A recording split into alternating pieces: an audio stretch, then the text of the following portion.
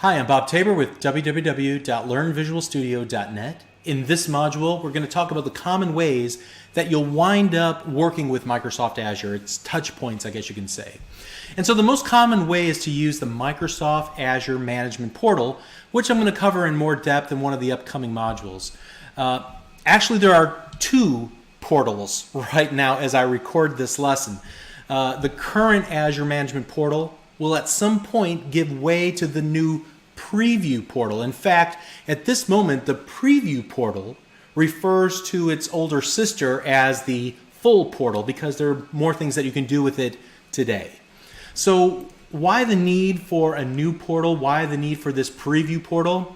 Well, there are two major things that the Preview portal is attempting to address.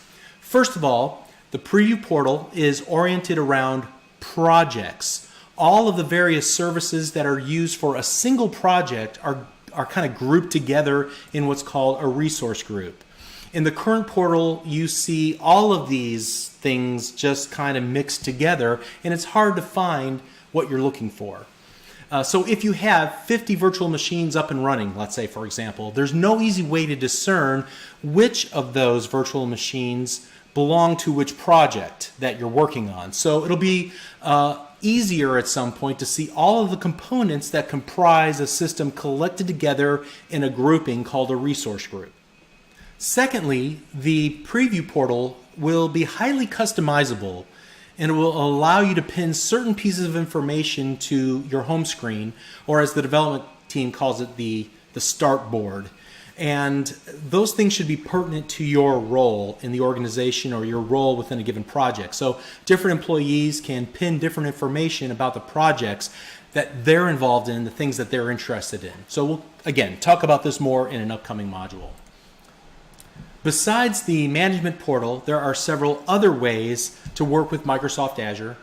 Administrators might prefer to use Azure PowerShell commandlets to create scripts and to automate certain common tasks like maintenance, standing up a new virtual machine or a service that should be configured in a particular way, or redeploying project updates to all the services that are involved in an application all in one fell swoop in a consistent and regimented manner.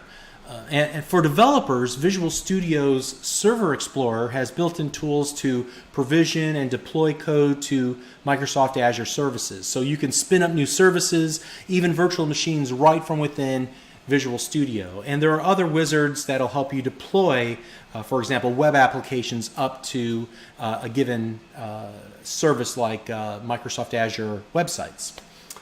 Developers and database administrators that utilize SQL Azure might use SQL Server Management Studio just like they do right now to administer on-premise instances of SQL Server. And then there are other tools that you can use to deploy websites to Azure like Web Matrix. You can use FTP clients and so on. And we'll talk about these later in this series. But in addition to the standard means of working with Microsoft Azure, there's also a rich programming model for managing your services. We already discussed the PowerShell commandlets and how you can script the creation or the management of services. That's great if you know PowerShell. I am not a PowerShell expert. I need to be a PowerShell expert someday. So fortunately, there's a service management API that I can program against as a .NET developer. There's also a version of this for Java developers and for Node.js developers, and I believe there's some more coming soon for like PHP, for example. If you take a look on screen right now, you can see this diagram that both PowerShell commandlets and Visual Studio's own tooling, they both rely on the .NET version of the Service Management API, the same API that you can program against, allowing you to perform virtually any operation in code or script that you can perform inside of the management portal. And if you peel back that Service Management API, the .NET version, the Java version, the Node.js version, whatever, you come to realize that all of these are simply a wrapper around a common set of RESTful HTTP-based web service APIs. So in other words, you could bypass the service management API altogether if you wanted to. Maybe you want to write a tool in PHP or Perl or Ruby. As long as it can hit a plain old vanilla RESTful HTTP-based web service API, you can do anything you want to manage your Azure services. I've seen in one case where you want to restrict who can do what inside of Azure, and so they created a custom portal using these RESTful HTTP APIs to do that. So the ability to automate common tasks and make Azure more powerful and predictable is an extremely valuable asset whenever you decide that you're going to work with Microsoft Azure. And you might think that, hey, I'm never going to need this. I'm never going to need the Azure Service Management APIs. I mean, you know, I never felt compelled to use SQL management objects to automate SQL Server deployments. I've never felt compelled to automate something in Visual Studio using VS packages. Sure, I knew I could do it, but I never felt like I really needed to. However, when working with Microsoft Azure, it's a little bit different. Scripting everything, automating everything is a best practice. As developers and administrators get into the habit of scripting every action that we need to perform, we're going to need to make upfront investments in automating our deployments, automating our teardowns, and then treating those scripts that we've created in that code the way that you would treat any other script or code, source code inside of any given project. You would treat it, you know, putting it in source control, you document it, and things of that nature.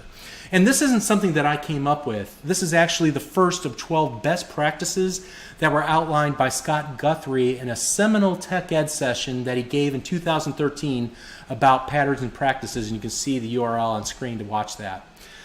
It was so important that members of the Azure team actually turned that talk into a free ebook, which you can download here. And this is just one of a handful of what I would consider required reading or required watching, and I'm going to recommend that you watch that near the end of the series. So as we wrap up this module, one of the main takeaways is that the Azure Management Portal is great for learning and great for the occasional one-off operation. But once you commit to Azure, you need to commit to automation as well. It's going to save you time. It's going to reduce the mistakes that you make as you repeatedly deploy your applications or your code to Azure as a developer, or as you deploy, maintain, or tear down virtual machines and services within Azure as a network or system administrator. So to recap what we talked about in this module, we talked about the various ways that you can interact with Azure. The old and new portals, integrating with existing client development tools like Visual Studio and SQL Server Management Studio and so on. And also we talked about scripted and automated management through either PowerShell commandlets, through a service management API that's friendly to .NET, or through a set of RESTful HTTP web services that's available pretty much to any programming language that can call a RESTful HTTP web service. So those are the touch points, the ways that you will wind up contacting or working with Microsoft Azure. Thank you.